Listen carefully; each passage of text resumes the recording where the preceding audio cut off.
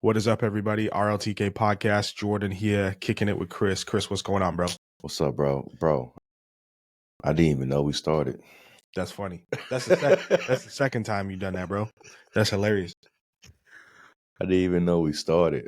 I'm up here in the clouds, bro. Hey, it's all good. And he said, "What's good, everybody?" All right. I'm Chris like, oh. Oh man, that's funny. You still daydreaming about Luka going to the Lakers? Bro, you cannot. There's no way you can tell me that this was a good decision for the company. It's one of those moments. It's like, where were you when you found out Luka got traded? You know what I'm saying? It's gonna be forever etched into your mind. For real, bro. Bro, I couldn't believe it. I was hurt. Yeah. I'm super hurt, bro. Bro, I was chilling, watch TV, and I saw you call at 12:30. At 12:30, bro. And then you was like, bro, they traded Luka. I had to go outside and walk. I had to go outside and walk. I like get some air. I'm like, what's going on, bro? Talk to me, bro. What do you mean? Y'all literally breaking every rule there is. It doesn't matter. I don't get He scores 30 a game. Who cares if he's fat, bro? It doesn't matter. The weight cannot be, bro. The weight doesn't make any sense. Look at AD, bro. Look at AD. You mean to tell me he's in tip-top shape? I mean, he's in better shape since he's been around. You think he's in better shape? His shape has improved quite a bit. Do you think he's in been around LeBron? But he's 31. Is he in better shape than Luka, though? I mean, I argue that Luka's in more shape than AD, even though Luka may have a little chubby on him. Well, if you mean in the sense that AD always gets injured, yeah, I could agree with you. Although Luka is hurt right now. And they're saying part of the reason they think he's hurt is because of his weight. Yes, he doesn't take care of his body. That's why he keeps getting injured right now. So they didn't want to give him $350 million. Bro, you know they cost him $120 million because now he can't get the Supermax. So that trade cost him $120 million. Just like that. Bro, if I'm him, bro, he's probably working out right now. But you could have been done that. The trade that doesn't bring up any cost to trade him though. Yeah, I agree. But once again, we know that Nico Collins or whatever his name is, like he's done this before. He did this with Jalen Brunson. He didn't sign Jalen Brunson, remember? Yeah. But it still hurts me. Oh yeah, this is like betrayal at the highest level in sports by far. This was crazy, bro. This is like trading Joe Burrow in the dead of night. That's literally what this is. That's the equivalent. Yeah. Been to the Super Bowl, didn't win it. Right? Yeah. Carries the team. Bro. And you trade him. Crazy. Bro. It hurts me I'm an all-around Dallas fan. All around. Even teams I never heard of, I'm a fan of it. Just because Dallas is in the name of it. I'm dead. For real. So there's a team that can exist in Dallas that I've never heard of in my entire life. I'm your biggest fan. Big facts. Because it's Dallas. Big facts. Dallas right now is in a slump. Bro, we're in purgatory. We are suffering. We're suffering. Dante's Inferno. We are not doing 7th good level. Right now. We are struggling right now, bro. Yeah, I mean, we done passed up Dion. We done traded with one of the top players, bro. Who? Schotten who? Bro. Anyway. Yeah, bro. So we're suffering over here in Dallas. Yeah, we're struggling, bro. But we still got coffee, though. Yeah, we do. You know what I mean? We do. And then seems like the world's on fire right now with tariffs and all of that. Yeah. All the chaos and confusion. And it's a really interesting cultural moment right now. I think it's an interesting cultural moment for us as Christians, like as we were just praying before the podcast, to kind of stay centered, stay anchored in peace, right? Stay recognizing that, like, even though it feels like everything is on fire right now and tumultuous and there's things happening that are very polarizing and divisive. Like, how can we stay people of peace? How can we continue to proclaim the truth? How can we continue to love? How can we continue to serve? Yeah. How can we continue to listen to the Spirit, be led by the Spirit?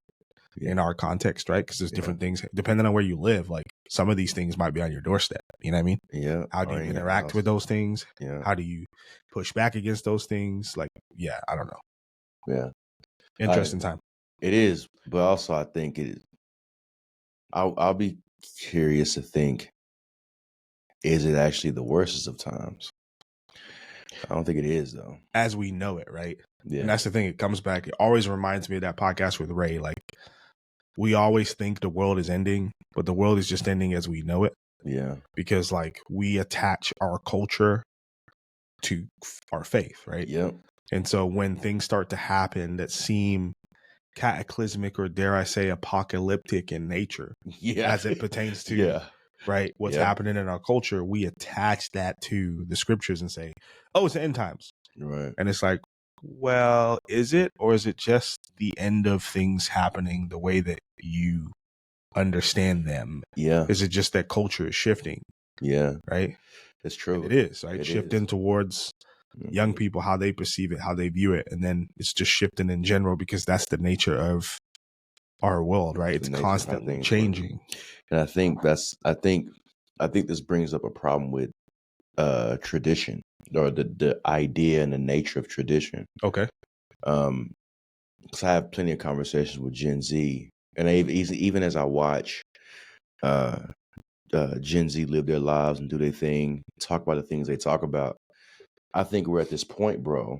And I think we're at an interesting point in our lives where the things that we grew up on is going to start to being considered as outdated ideas. Oh yeah, or old. Old. And so it's like nostalgic, euphoric. Yeah. Yeah. Weird. Like now we're in that position. And so now it's like, but now we have to wrestle with that. And it's like, what does that even mean? Like, can ideas actually be outdated? And if ideas are outdated, the only reason why it's outdated because we tie ideas with the flow of society and culture. Yeah. But that dampens tradition, because how do you keep tradition going if the idea of things are outdated and society so-called grows out of it? That puts a damper on things, in my opinion. And so I think, like, for us, but I think this is why the conversation is important, right? Because it's February now, and there's two things going on: Black history and love. Love is in the air. Love is in the air. Love is in the air. You know what I mean? And so, it's like now we having two different. Wife already asked me what I'm doing for Valentine's Day. I'm like, for real? Valentine's Day is a trick, bro. It's a scam. Sorry. Try and get me to spend a bunch of money. I'm probably gonna get in trouble for that, but it's all good. Valentine's Day is a trick. It's a brilliant scam. Brilliant. But I think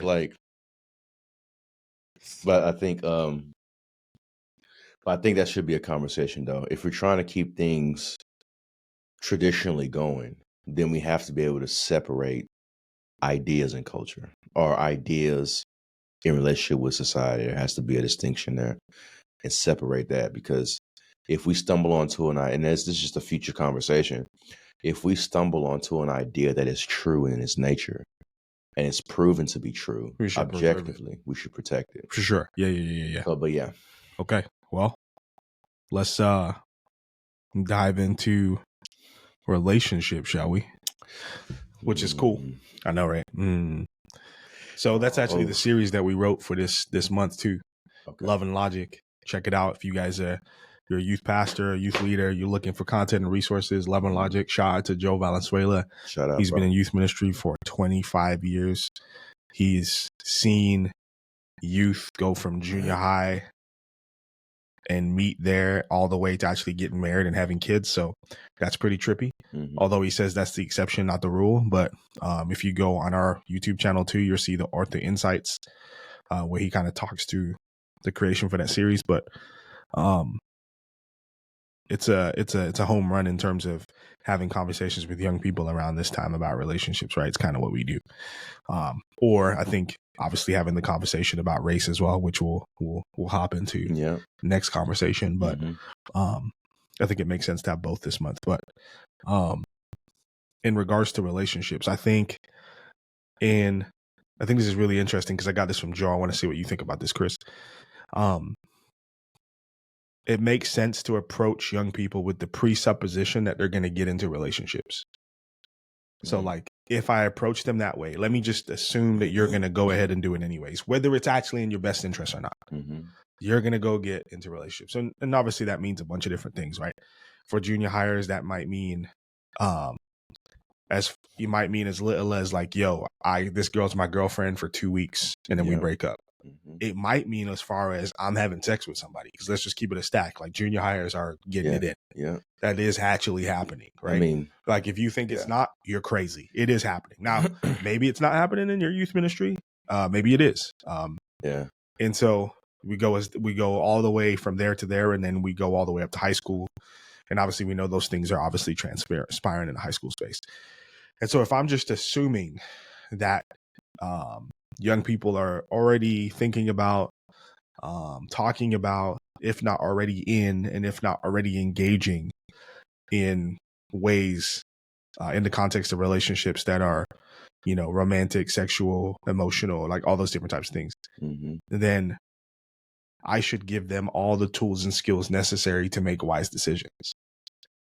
And so I should just approach it as if, okay, you're going to do this. Cool. So now let me lay out for you what it really means to be in a relationship. And here's why. I think the reason why you do it that way is because you want them to feel the weight of what it means to actually engage with this thing.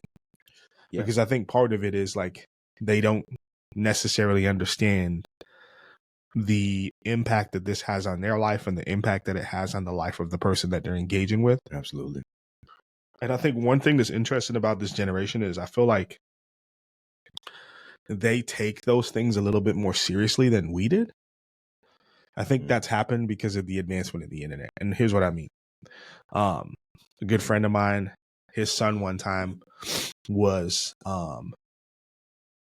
we were having a conversation, I can't remember, and like he was like afraid of the stove. Yeah. And I was like, bro, why are you afraid of the stove? He's like, because you can get 2nd and 3rd degree burns. I'm like, who taught you about 2nd and 3rd degree burns? The internet. And so I think once again, like kids are more exposed to things that can go wrong in the context of relationships. Right. And I think when we have conversations with them, they go research it and they like see the horror stories, and I think they feel the weight, and it makes them like, I think it can make them think more carefully about the decisions that they're making. Yeah. And so I think if we present to them like, hey, here's what it really means to get into a relationship. Here are all the factors at play. Here are all the things you should consider. Here are all the ways it can go right. Here are all the ways it can go wrong. Make a choice. Yeah. Then I think they're going to be like, oh, maybe I should take this a little bit more slowly than I thought. Yeah. Yeah. What do you think?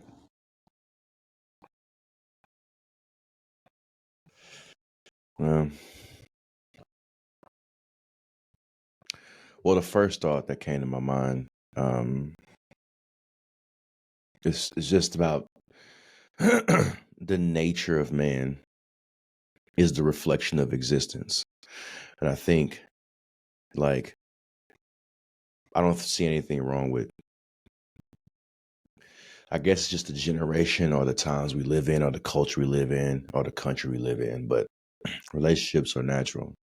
So I don't think there's anything wrong with them dating. Are there boundaries and standards? Absolutely. Should parents govern it? Absolutely. So don't hear me say they should just do whatever they want. I'm saying it's a reflection of not just existence, but God's nature. And so I think this is just a part of what it means to live. And so, but I think I was thinking about this, bro, like, because what you're basically discussing is the ethics of relations itself. Yes. And so this requires a careful examination of the desire you seek for, but also to understand that you don't know what you're doing. And so for me, I think that's fascinating. I think you should because they're gonna do whatever they want. Yep, they sure are. We did, right? Yep, we did whatever sure we did. wanted, and it wasn't good. And it was not good at all. Like Proverbs says, desire without knowledge isn't good.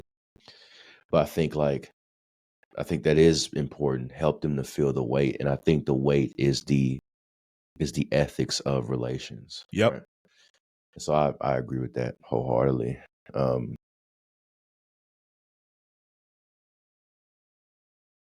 I think really nothing else to.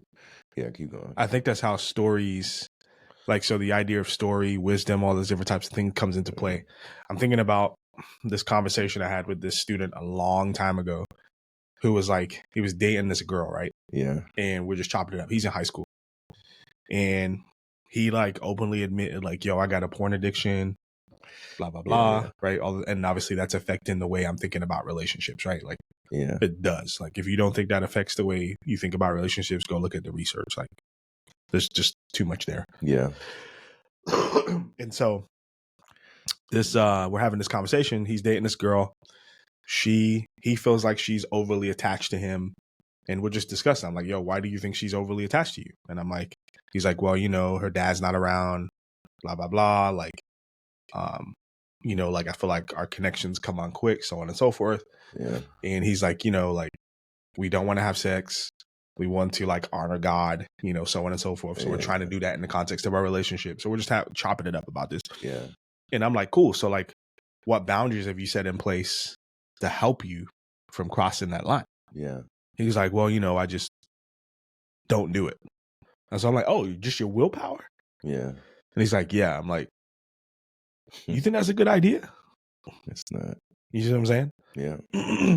And so he's like, yeah. And I'm like, okay, cool. Well, and so what I didn't do was be like, yo, that's a terrible idea.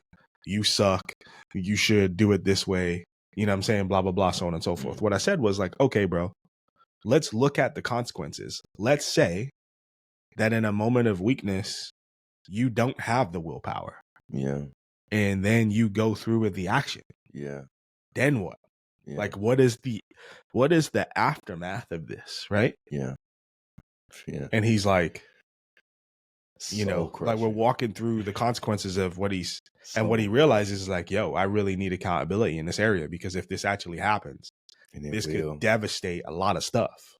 You know what I'm saying? Life will gut you, dog. And so I think sometimes it's like sitting down with a young blood, you know, and just being like, hey, bro, okay, what, like, sitting down with a brother, you know what I'm saying? And saying, be like, okay, what is, if you, okay, this is what you've got in place, this is your plan, let me poke holes in it for a minute. And not for the sake of shaming you or making you feel silly, but like just trying to come alongside you and help you think this thing through. Have you really thought through the consequences? Have you really thought through, if this goes down, what the aftermath is going to be? And then letting you feel the weight of that. Like, okay, if you want to allow that to be the choice you make, that's cool. Just understand, bro, it's on you. It is. And if this goes down this way, it's on you, bro. And I could see it in his eyes. He was like, dang, I didn't think about that. And I don't want that. So I'm going to go ahead and do something else. I'm going to get some accountability. I'm going to put some more boundaries and standards in place to prevent this from happening. Yeah. I mean, well, the reason why this is tough, bro, because you have to, because you didn't even have the discussion of manhood with him. You just had the discussion of the consequences of addiction and not having boundaries around addiction. And because even if you went even further with him on the idea of manhood and the standard that God has set for you as a man, and how society perceives you, and how this will affect the relationship with your woman if she becomes your wife, like, you didn't even get into that conversation, which is way more heavier. Yeah. And it's because because the only thing that's interesting, right? Because you prevented something that can ruin a family, that can ruin a potential family. Right now, it just bothers him and his conscience alone. But if he married her and had children, this can ruin the whole entire family. Mm. And so even diving in the context of manhood and what that means with him is a whole nother ballpark and another weight that he has to consider. Because you can talk to a young man and tell him how he should get his life together. But then when you talk about what he's going to become in the life and Yes. the responsibilities that Yes. he's going to have to accept, even though he doesn't want it, that conversation is way more heavier. Yep. Because this is why we're all messed up. I agree. You know what I mean? Yeah, I think that's a good point, bro. And one of the things I've been trying to do with my oldest son is paint a vision for him of what it means to be a man. Yeah. And so when we have conversations about consequences or what he's doing now or not doing now and why, I try as best as possible to always put it in view of the bigger picture, which is like, this is who you are. Mm-hmm. This is like who God's called you to be as a man of God. Mm-hmm. And like, depending on whatever you feel like God's called you to do, like these are the character traits you need to have in order to be a godly man. Mm-hmm. And so we're moving with that goal in mind. Yeah. And so I am disciplining you now, or there's consequences to your actions now, or challenging you now because of that vision, right? Yeah. And so I think once again, I think this ties into the larger conversation of relationships. I think we have to paint a larger vision, right, of what actually a relationship is and why it is what it is and what it's actually for and what it should produce, because it does produce, period. Yeah, it does. So the question isn't will it, the question is what will it produce, right? Yeah. And so helping young people understand that, like, okay, I get it. Your hormones are racing, like this girl's bad, you know what I'm saying? Yeah. She thinks, you're a snack or a meal or whatever, you know what I'm saying? Whatever the word is now. Yeah. I don't know what it is, low key. Yeah, me either. Right. And I'll have to ask some high schoolers on Wednesday, like, yo, what's the new word? What's the new word? Jabroni. No, I'm dead. Wow. It doesn't matter. It doesn't matter. And so, like, you believe these things about each other. And that just completely clouds your judgment concerning everything. And I get it, bro. Like how when you're young and you just want what you want and you're immature, you think you're gonna live forever, you're not really caring about the future, you're just living for right now, you can make some really poor decisions. Yeah. Whether you love Jesus or not. You know what I'm saying? Mm-hmm. And so I think giving young people that information, and then walking with them and challenging them and encouraging them and so on and so forth is really important. I think too, like, what's really important is as we have these types of conversations, having space for kids who have already made poor choices. Bro, yeah. Kids who've already lost their virginity, kids who've already gone further than they want to, kids who have been abused. Yeah. Because that's happened too. Some kids have had things taken from them. Yeah. Right. And so how do we have space for those students as well? Because I think we can talk about this stuff and like paint the perfect picture of, like your wedding day, your wedding night's the first time and all those different types of things. But for a lot of people, that isn't what happens. And it isn't what happens a lot of people by choice, but then also other people by not choice too. Yeah. And so like communicating God's grace. And it makes me think of a student that I had when I was a youth pastor back in Phoenix. And he and the trippy thing about it, bro, is like, I walked with him through this whole thing. I walked with him while he was thinking about it. So like he was talking to me about having sex with his girlfriend for the first time. Mm-hmm. He was a virgin. Right. Mm-hmm. And I'm like, yo, that you shouldn't do that. Here's why. Yeah. Right. And here's the challenging thing about it. If parents are cool with it.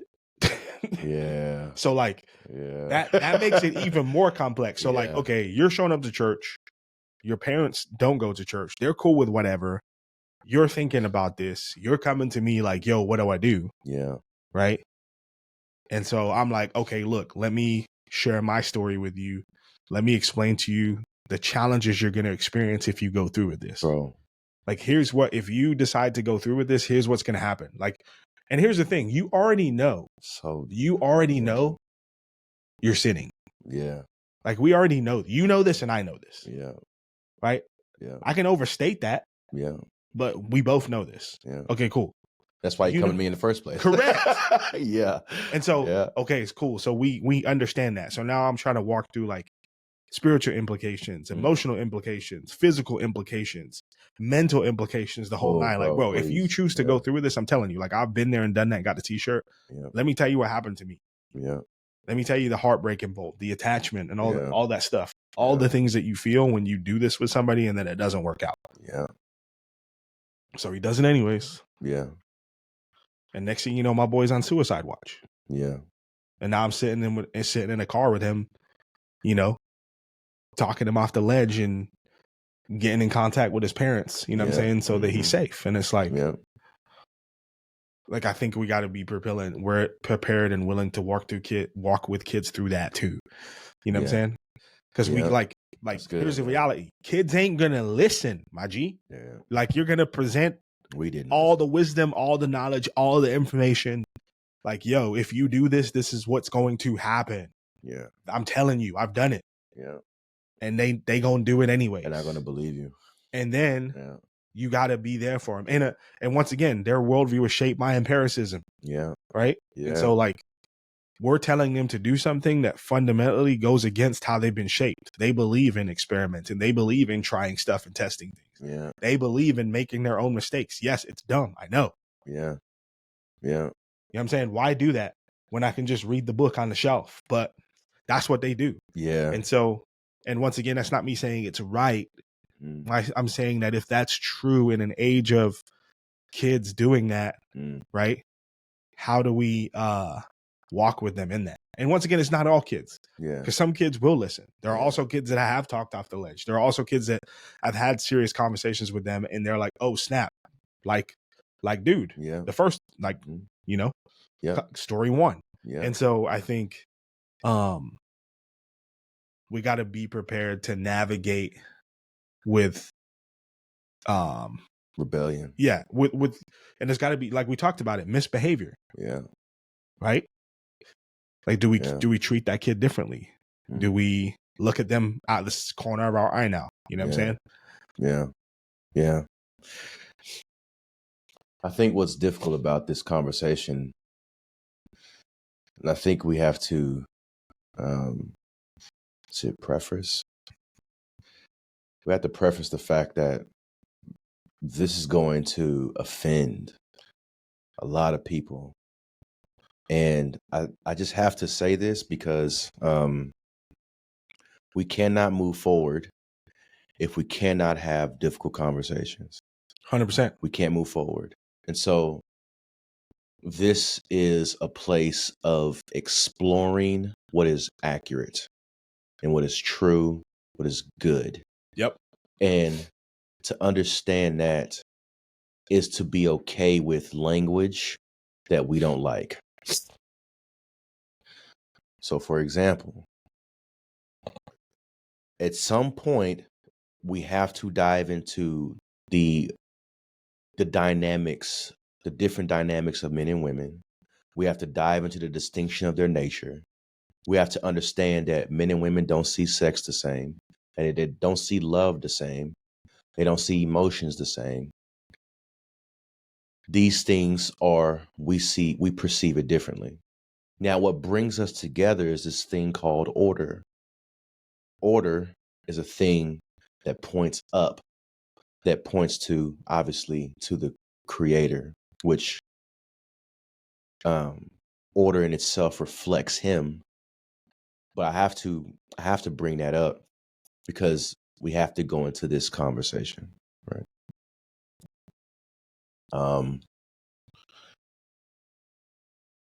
When it comes to relationships and what those things mean, why I guess I have to start the conversation with, what is the point of relationships?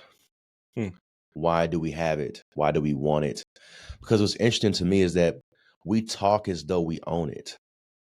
We don't. It actually owns us. We're the ones that desire it at night. We get drunk over this idea, literally. with tequila and alcohol. Like, we get drunk over this, we get high over this, we cry over this. We're a slave to this thing called relationship that we did not even create. It's kind of like being born. I didn't ask for it. It's just in me, right? So why do I have it? That's a conversation that needs to be had. I think it's actually the first one. Because, like I said, existence reflects God. Existence is relational. This is why ethics exists, because life is relational. And so we desire to not be alone, to have companionship, to experience true intimacy, which reflects God. He desires intimacy. He's an intimate being who wants to know you and you know him. And we put that on everybody else. Now, this becomes a problem because now what does that mean for men and what does that mean for women? It's not the same. It's not. Men, yes, we desire women, and yes, women do desire men, but how we perceive those two ideas, how we perceive it is different. How does a woman receive love? How does a man receive love is totally two different things. This is where it gets complicated because now we have to talk about the psyche of what that means, the behavior, what that means. We have to talk about the philosophical concept of love and order and righteousness and goodness and how that plays out in the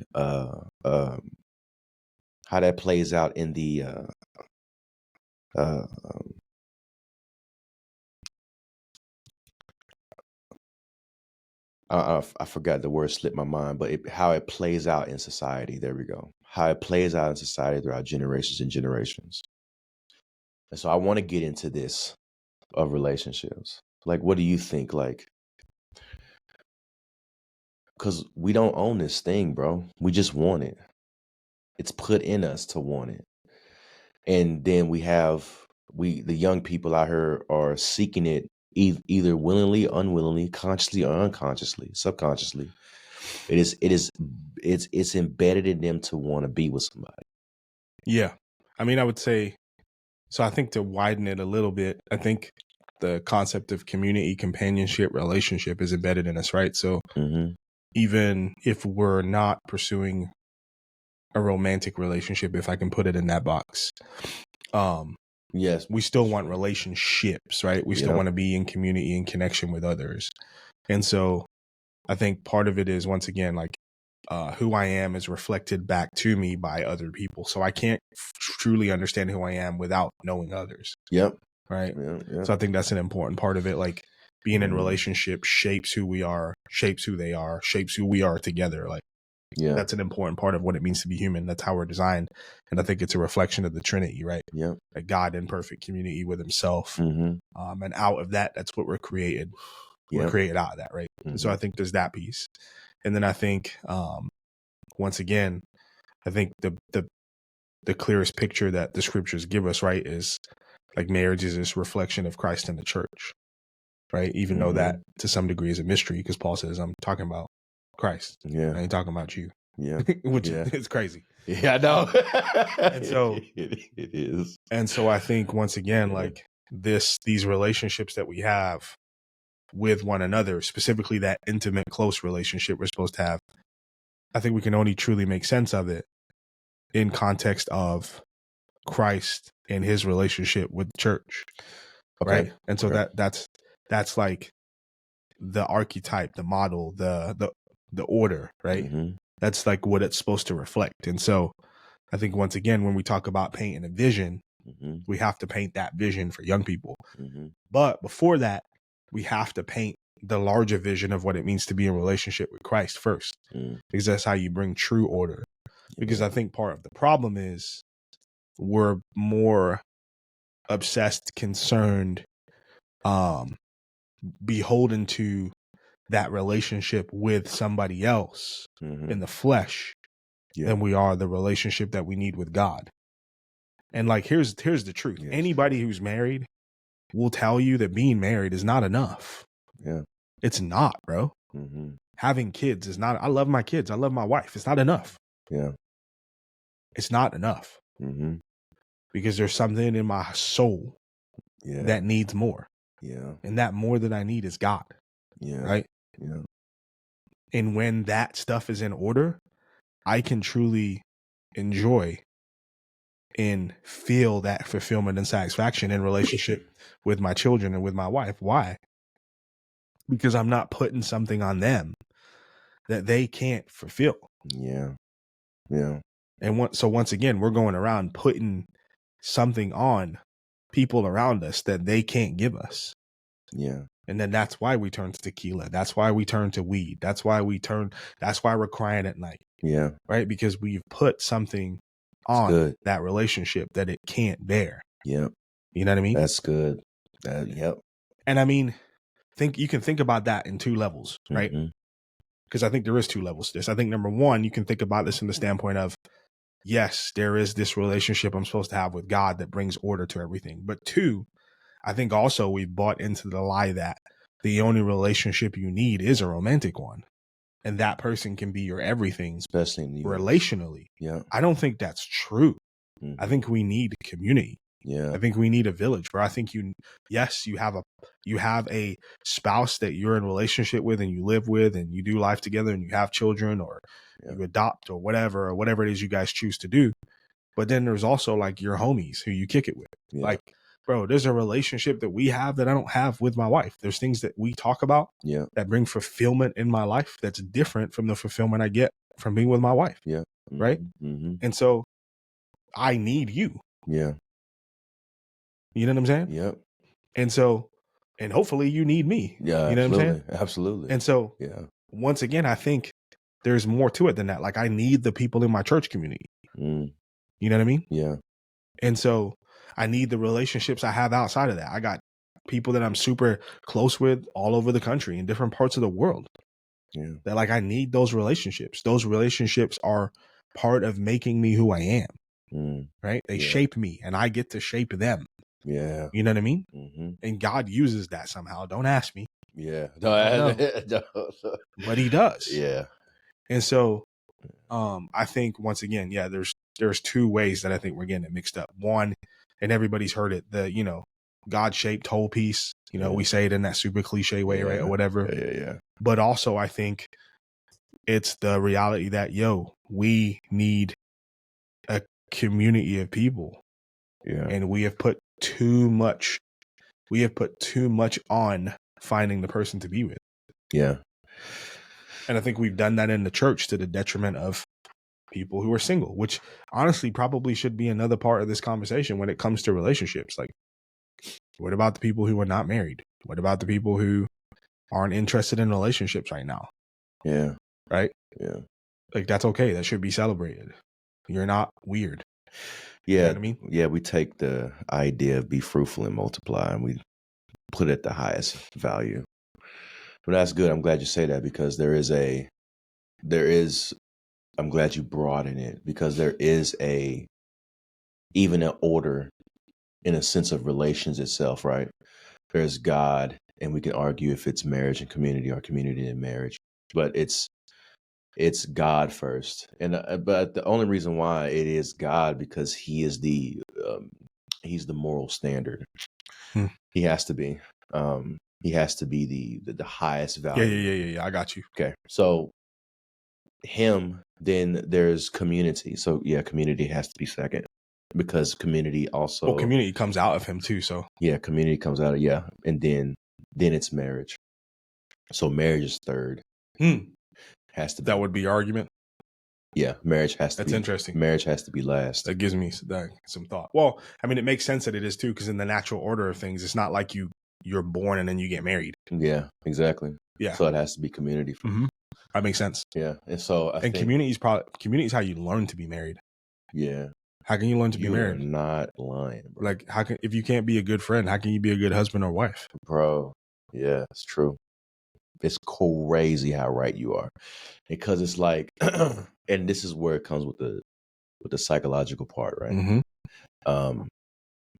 How the mind is formed to perceive a thing in community, right? If you grow up in an environment where it's rough, if you grow up in an environment where everything's given to you, that's going to affect your relationship. with whoever you're marrying. Mm-hmm. Right. If you grew up in think like the two places I'm thinking about, if you grew up in a place where all you got to do is have your hand out and they give you a spoon to eat versus you got to punch someone in the mouth to get a spoon. Yep. That's going to affect the way you see relationships. Affect the way Absolutely. Exactly. And so I think this is why God is important, because he creates a different scenario, and that scenario is servanthood. Right. That different scenario, that scenario is the idea of accepting but yet renewing. And that in that renewing is servanthood, right? If you want to be first, you have to be last. Right? And so pick up the attitude of a servant. That's what Jesus was. He was a servant. It's good. And so I think even though this needs to be flushed out even further, because as we continue to talk about it, we can see how complicated it is when you hop into the details. I'm about to make it more complicated of the thing. Yeah. Because there's people who come from homes where their parents are divorced or never got married. Yeah. Right. Boy. And so now there's that whole conversation what is too. Marriage, bro? Oh and so, God.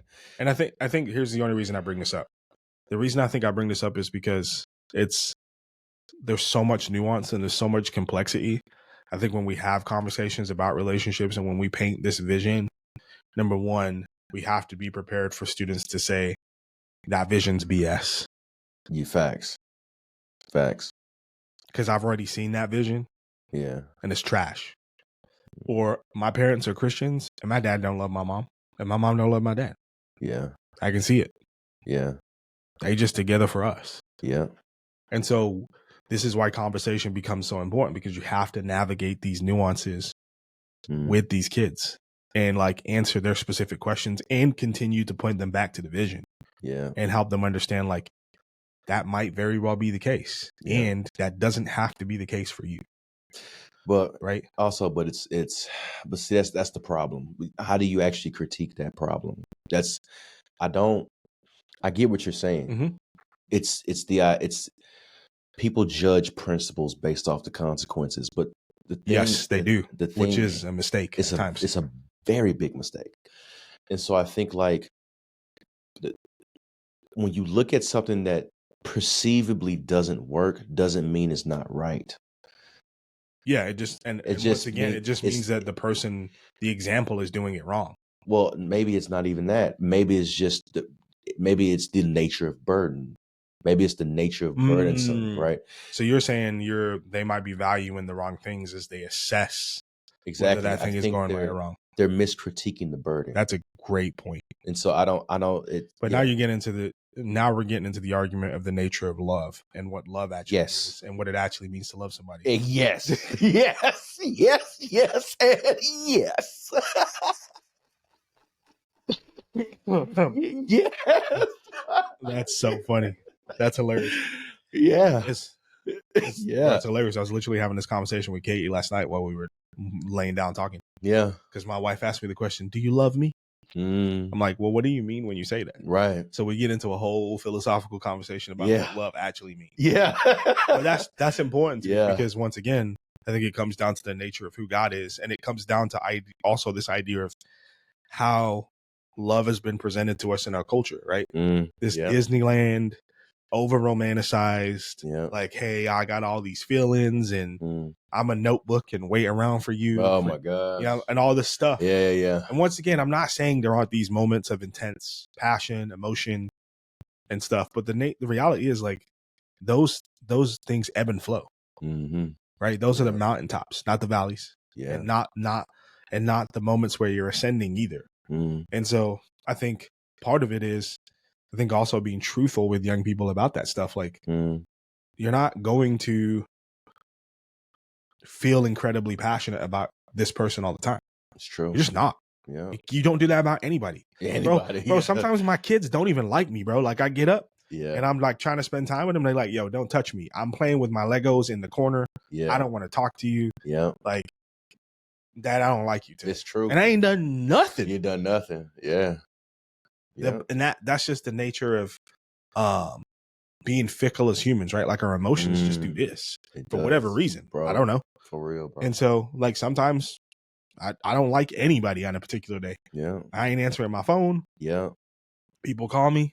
I don't want to talk to you today. Yeah. They ain't done nothing wrong. I just don't want to talk to them today. It's true. You know what I'm saying? And so once again, I think that comes down to the fickleness of our emotions, and there has to be something a little bit more stable and transcendent that anchors like who we are and how we behave, right? Yeah. And so I would point to scripture. I would point to the transcendent characteristics of what it means to be a Christian or who Jesus is, and lean on those things as opposed to leaning on the fickleness of my emotions. But once again, that's a massive conversation, and all this stuff is interweaved together. And I think it speaks to the nature of the complexity of discipleship, right? Like it's not like this linear, okay, let me take you to this text and let me show you this. And so it means you're going to behave that way. Yeah. Because like you're going to interact with that differently, and your life is going to have shaped you in different ways. And you might have like some truths are just easy to accept. Yeah, that makes sense, God. I'm going to go ahead and do that. And then sometimes the scripture shows you something and you're like, yeah, ouch.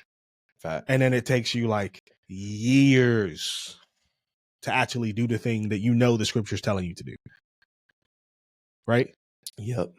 And that's the discipleship process. So true. And so once again, like as our young people journey through relationships and everything, they're going to journey through these things at different paces.